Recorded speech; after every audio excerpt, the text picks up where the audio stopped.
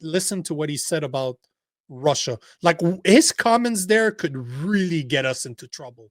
That twat opened his mouth and dissed the wrong guy, if you ask me.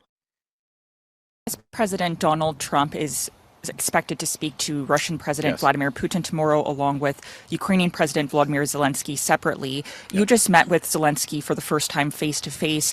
Do you believe there is an opening here for peace? And are you expected to speak to Trump following those discussions tomorrow? Yes. So the first, is there an opening for peace?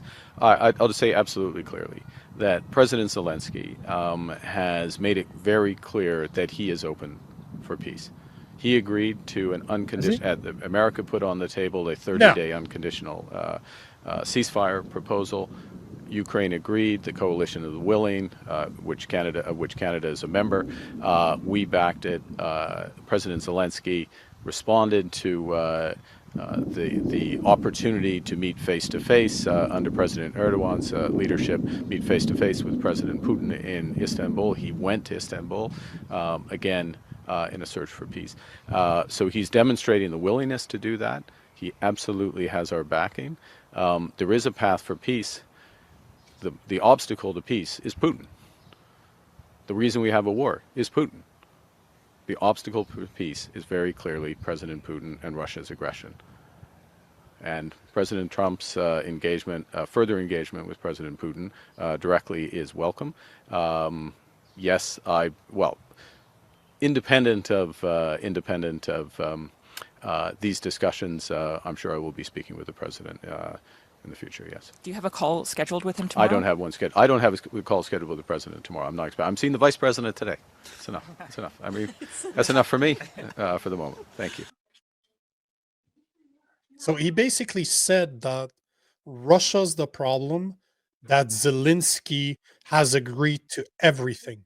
He basically just called out one of the top 3 superpowers in the world, saying that they were the problem, with no army to back up his mouth. That's what I'm seeing here. Yeah. You got a jackass basically calling Putin the aggressor. However you feel about it is irrelevant. You're representing a country. Shut the fuck up. You don't get to insult Russia because you know what, bro? We don't have what it takes to defend against Russia. No, we just don't have. I don't know why we would have a say in this at all. We don't have any military might to back this up. I just don't see this as in the wheelhouse of Canada's interests whatsoever. Obviously, America is going to do what they're going to do, but they can back it up. They have a stick to go with the words, but I don't know why he's going to. We don't have a say in it. There's nothing we can do. I don't see it useful at all to just sit there and spout off. Let the power players who actually have power deal with this, and maybe we should just sort of sit this one out, because this ain't it for us. But it gets worse, man, because before you take some of the comments, he posted 2 videos yesterday over the weekend, that are just, to me, that are just insane. So yesterday he posted to this. Okay, got it now. Just handshakes, more handshakes.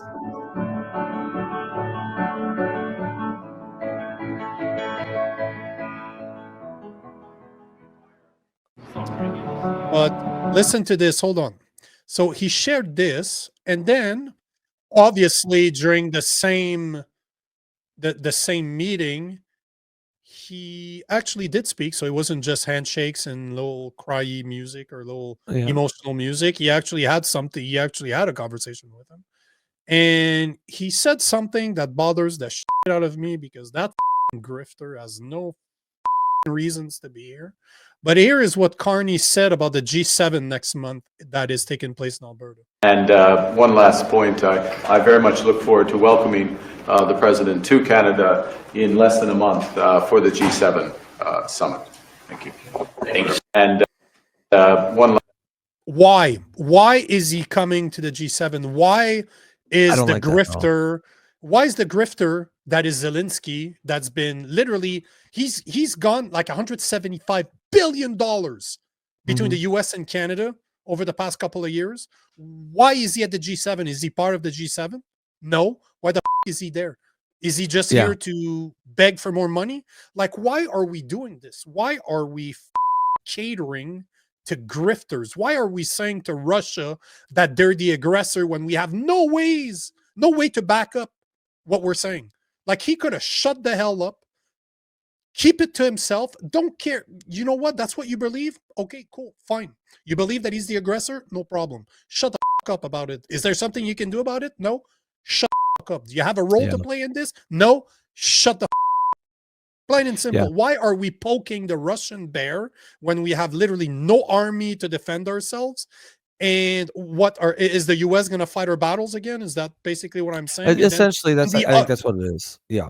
And on the other hand, you're releasing a feel-good video, shaking hands and talking to Zelenskyy, saying that we're going to continue supporting him. Because that's basically the caption was, I met with Zelenskyy today and underscored Canada's strong support for Ukraine. Today, tomorrow, and every day until there is a true freedom, peace, and security for all Ukrainians. Russia must agree to a ceasefire and peace talk.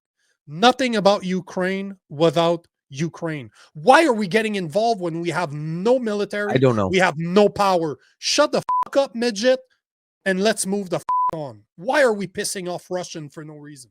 Why? This is the stuff for the global power players, and we need to know our role. We are not that. And it ain't us. It ain't us. We're not even holding the gate. Like, we're not even holding the door. Obviously, we're elbows up. We're giving jobs right now. Yeah, exactly. Right. And then be doing. Obviously, traditionally, we are the little kid on the playground with the big brother, and we go and do whatever we want because exactly, right. I want to be part of this, guys. Big brother to back us up, but like we're trying to play the role of the big, but we don't got one. We've got a small, and there's nothing wrong with that. You just need to know how big your dick is, and it seems like we don't. I mean, the cost of admission to the big boys club is that you have a military behind you to back up your words. But yeah, we don't have the cost of admission to be playing these games, right? We don't have the strength to back up what we're saying. So just let's sit this one out. Sasquatch says, if you understand how the war started, which was actually brewing in 2014, you would realize inviting Zelenskyy to the G7 is going to piss off Russia. So you're going to piss off Russia. You're going to piss off America. Why do it? So that you can get slaps on the back from Macron and Keir Starmer. And Sasquatch is bang on. If you understand the treaty, the agreement that NATO had signed with Gorbachev back in the 90s, Ukraine, Belarus, and all those countries that are between Europe and Russia that was supposed to stay just there as a separation between both nations. There was supposed to be a buffer zone. NATO fucked up when they started going after those countries. So technically, and I'm not saying that Russia's right. I'm not saying that they're wrong. All I'm saying is NATO has a role to play in this. They fucked up. And they're not taking responsibility for it. And now they're even saying that we're going to invite Zelenskyy. We're going to say that Russia is the aggressor. And on top of that, bring Zelenskyy to the G7 when all we could do is shut the fuck up, admit that we have a tiny weeny penis, that we have no say in this, and just let it go. Just shut the fuck up. No time. The hardest thing sometimes to do is to shut the fuck up. But that is one time that Mark sometimes it's the most. It's the thing you need to do. Right? Yeah, yes. And I think obviously I don't think there's any doubt that when did this war start? 23 years ago, 4 years ago. Russia was the one who invaded, obviously. But it's you can't just start from there. You have to understand the whole context. I don't think Russia is. They obviously have I don't think they're all in the right. I think there's lots. There's blame to go around. But one thing that I think in the West we need to at least if you want to try to be fair and address real grievances, you have to look at how NATO has completely surrounded Russia, right? How that looks to a former adversary. During the Cold War, America was the enemy, like the absolute enemy. And NATO was their military arm. And so now, you've got the country surrounded by NATO. NATO should have never allowed in countries like Estonia. It should never have been trying to get Ukraine. Like all you're doing, you're poking the bear. You're almost forcing it to do something like this.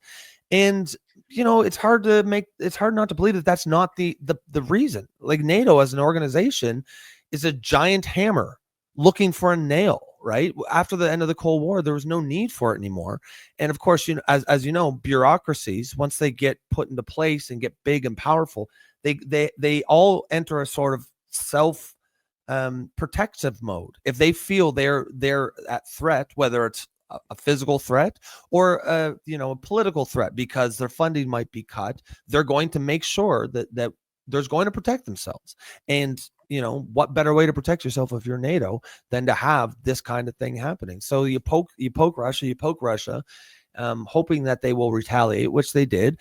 And you can make the case, certainly Russia's not blameless, but I don't see the point in attributing blame here. The point is, let's fix it. Let's sort it out. And sitting there and saying Russia's bad, Zelensky's good is not the way to fix this.